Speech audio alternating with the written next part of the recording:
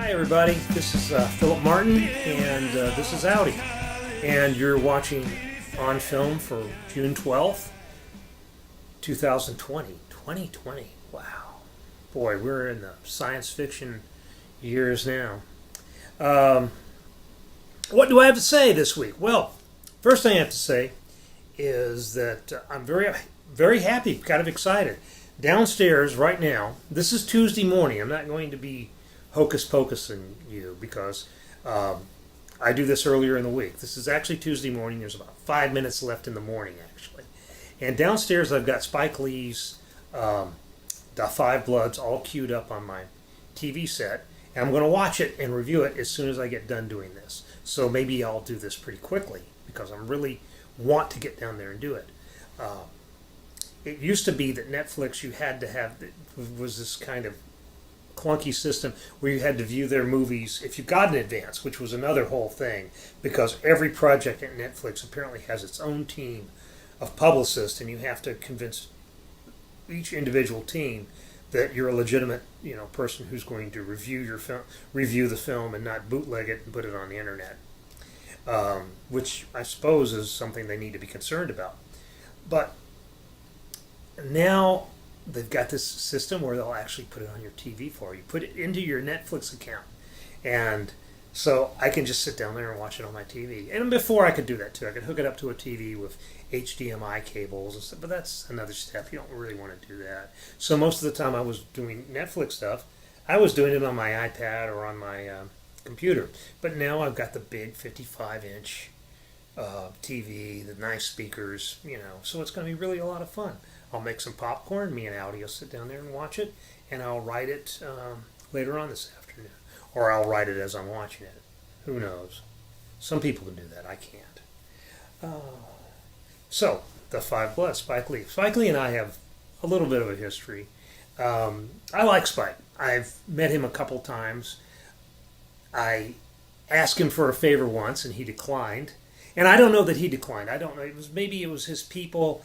I didn't speak to him face to face about this, but about 20-something years ago, maybe 23 years ago, I had a tentative contract to do a book on Jackie Robinson. And the book was going to be a pretty straight biography. And it was contingent on me getting access to the Robinson archives. Rachel Robinson, Jackie's widow, had... How do you want to get down? You're bored? Had his papers, all these documents and all these letters and everything that I wanted to look through. And if I couldn't see them, well, I probably could. I figured like I couldn't do the book. And she had given Spike Lee like an exclusive deal where he could have access to these letters for a period of time, because he was working on his movie about Jackie Robinson, which he never made, in which earlier this year he released a script of it online. And I haven't read the script. Google Spike Lee, Jackie Robinson script. You can find it and you can read it online. So tell me if it was a good movie or not. And, that's fine. But my book had nothing really to do with the movie. But I couldn't get access to it. So, and like I said, I don't know if it was Spike that did that, or if it was, one of his people, or if it was just something they decided they weren't going to let anybody see these archives until they were done with them. I don't know. But anyway, and when I met him, when did He Got Game come out? Was it 95? That He Got Game, I'd met him before. But, you meet these people when you're in my business. They don't remember you because they shouldn't, because you're in their life for like 2 minutes and then you're gone. But I interviewed him face to face at the He Got Game junket, whenever that was, 1995, I'm guessing. And we got talking about basketball. And I told him that I had gone to LSU.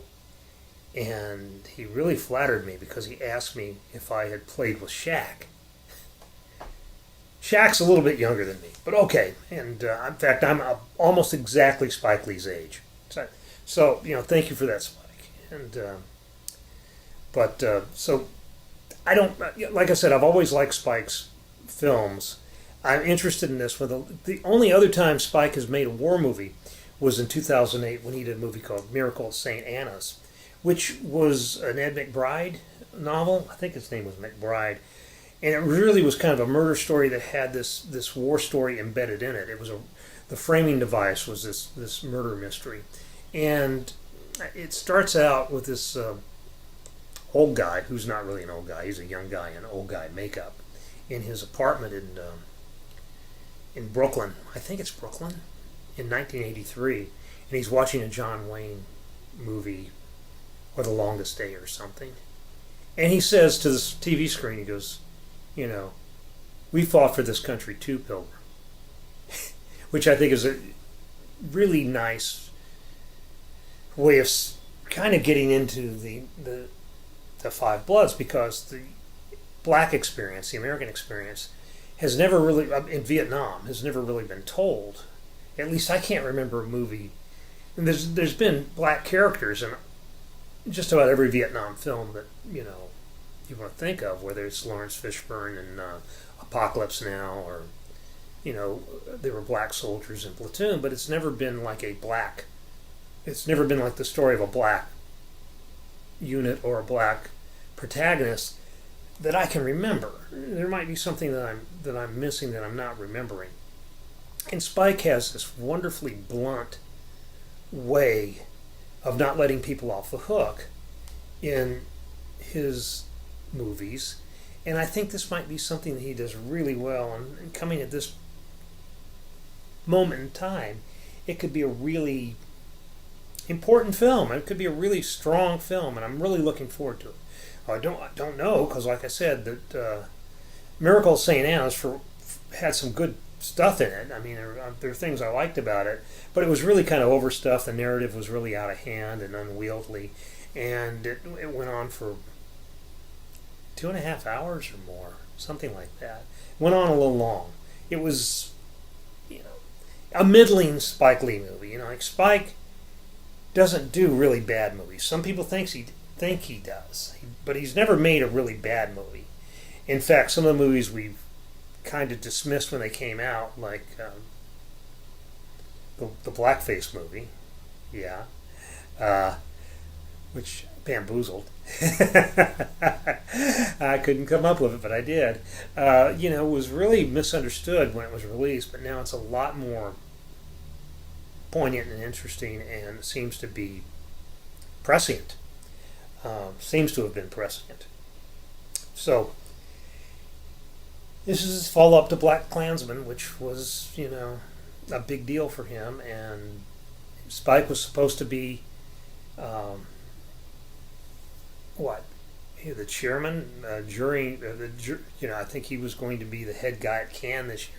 He'll do that next year, and I'll be interested to see how this turns out. There's some things that look really promising about it. I think he's using older actors, and they're playing their younger selves without the aid of prosthetics or de-aging, digitally and stuff like that, which I think is sort of a pointed thing. Spike always hated to be compared to Woody Allen and Martin Scorsese, who are two filmmakers who I think he bears comparison to.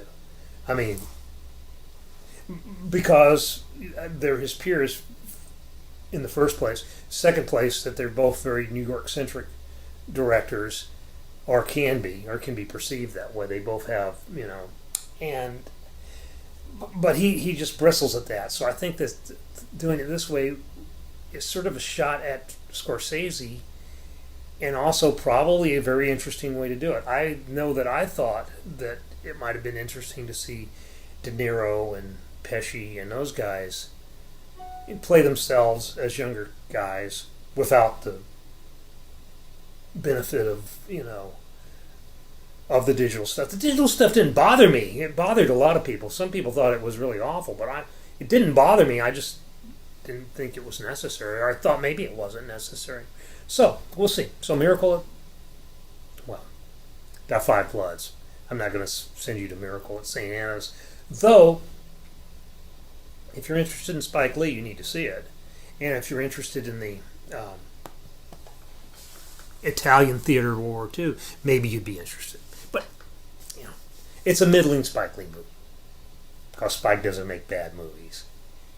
Okay, what else have we got? Well, we got Thomas the Tank Engine. Yes. Yes, Thomas the Tank Engine. 20th anniversary.